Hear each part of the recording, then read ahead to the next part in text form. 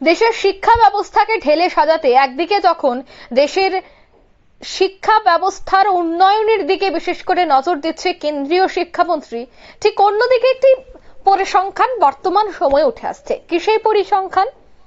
বর্তমানে বেসরকারি বিদ্যালয়ে পঠন পাঠনের হিড়িক বাড়তে শুরু করেছে। সরকারি যে সমস্ত বিদ্যালয়গুলি রয়েছে সেখানে ধীরে ধীরে এবার ছাত্রছাত্রীর সংখ্যা কমতে শুরু করেছে। ভরসা রাখতে শুরু করেছেন বেসরকারি বিদ্যালয়গুলিতে। যে জায়গায় সরকারি বিভিন্ন সুযোগ সুবিধা দেওয়া হয়, কম খরচে পড়াশোনা করানো হয়, সে জায়গায় সরকারি বিদ্যালয়ে কেনই বা হঠাৎ করে ধীরে ধীরে ছাত্রছাত্রীর সংখ্যা কমছে? বিস্তারিত জানবো টেলিফোন লাইনে যুক্ত হয়ে গেছে প্রতিনিধি বিপ্লব চন্দ্র। বিপ্লবদা, ইতিমধ্যেই সরকারি স্কুলে কেন সাধারণ মানুষ ভরসা রাখছে না, এই বিষয়টাকে নিয়ে প্রত্যেকটা রাজ্যকে চিন্তা ভাবনা করার জন্য এবার কেন্দ্রের তরফ থেকে দাবি উঠে এসেছে। দুঃখিত, কেন্দ্রের তরফ থেকে এই বিষয়টা নিয়ে জানিয়ে দেওয়া হয়েছে, সতর্ক করে দিয়েছে কেন্দ্র রাজ্যগুলিকে। কি আপডেট পাচ্ছ? সেই প্রশ্নটার মধ্যেই কিন্তু উত্তরটা বেরিয়ে গেছে। কে কাকে নির্দেশিকা দিয়েছে বা নির্দেশ করেছে যে শিক্ষা ব্যবস্থাকে ঢালাও সাজাও করার জন্য। এবং সেই জায়গায় যদি বলি, বর্তমানে কেন্দ্রীয় সরকার এবং রাজ্য সরকার বলছে যে দেশের শিক্ষার উন্নতি হচ্ছে বা শিক্ষা ক্ষেত্রে অনেক পরিবর্তন হচ্ছে, কিন্তু সেই পরিবর্তনের ক্ষেত্রে কোথায় পরিবর্তন? সেই জায়গায় যদি দাঁড়িয়ে যদি বর্তমানে দেখি, বর্তমানে শিক্ষা ব্যবস্থার ক্ষেত্রে একাধিক নতুন শিক্ষানীতি গ্রহণ করা হয়েছে, কিন্তু একাধিক শিক্ষার নীতি গ্রহণ করা হলেও বাস্তবে কিন্তু তার সেই শিক্ষানীতি গ্রহণের কিন্তু পরিপূর্ণ ফলাফল পাওয়া যাচ্ছে না। এবং যার কারণেই কিন্তু একের পর এক শিক্ষা ব্যবস্থার ক্ষেত্রে নানান অভিযোগ উঠে আসতে শুরু করেছে। এবং এই অভিযোগটা সবচেয়ে বেশি যদি দেখা যায় যে গত কিছুদিন ধরে আমরা যেটা যদি দেখি যে বিদ্যালয় ক্ষেত্রে বা নতুন শিক্ষা ব্যবস্থার ক্ষেত্রে নতুন পরিবর্তন আনার পরিকল্পনা সেখানে কেন্দ্রীয় সরকারের এবং নতুন শিক্ষানীতি চালু করা হয়েছে।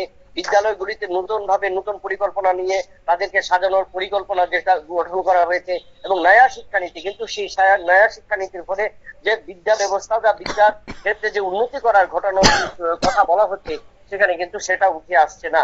এবং যার কারণে প্রকৃত শিক্ষা থেকে কিন্তু বঞ্চিত হচ্ছে ছাত্রছাত্রীরা।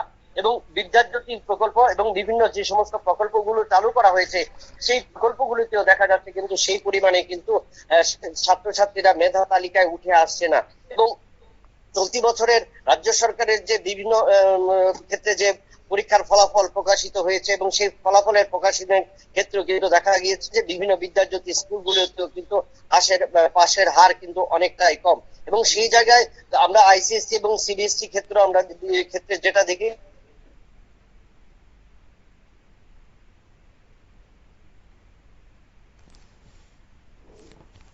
বিপ্লবদা শোনা যাচ্ছে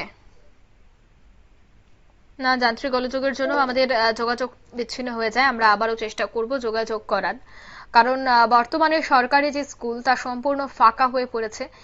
বিভিন্ন স্কুলে দেখা যাচ্ছে যে ফাঁকা রয়েছে বেঞ্চ। তবে দেশের শিক্ষা ব্যবস্থার করুণ এই দশা প্রকাশ্যে আসতেই কিন্তু কেন্দ্রের এবার কড়া বার্তা যে প্রত্যেকটা রাজ্যকে এই বিষয়টা সম্পর্কে সচেতন থাকতে হবে। প্রত্যেকটা সরকার, রাজ্য সরকার যেন এই বিষয়টার দিকে বিশেষ করে গুরুত্ব দেয়, সেই কথাই কিন্তু কেন্দ্রের পক্ষ থেকে জানিয়ে দেওয়া হয়েছে। কারণ বর্তমানে প্রাইভেট যে বিদ্যালয়গুলি রয়েছে সেখানে মোটা অঙ্কের টাকা দিয়েও দেখা যাচ্ছে যে ভর্তি করানো হচ্ছে, কিন্তু সেই জায়গায় সরকারি খরচে অল্প পয়সায় যেখানে পড়াশোনা করানো হয় সেই জায়গায় কেন সরকারি বিদ্যালয়গুলিতে পঠন পাঠন হচ্ছে না বা পঠন পাঠন করানোর জন্য অভিভাবকরা উৎসাহিত হচ্ছেন না, এই বিষয়টা খতিয়ে রাখার জন্য কিন্তু এবার কেন্দ্র প্রত্যেকটা রাজ্যকে সতর্ক করল।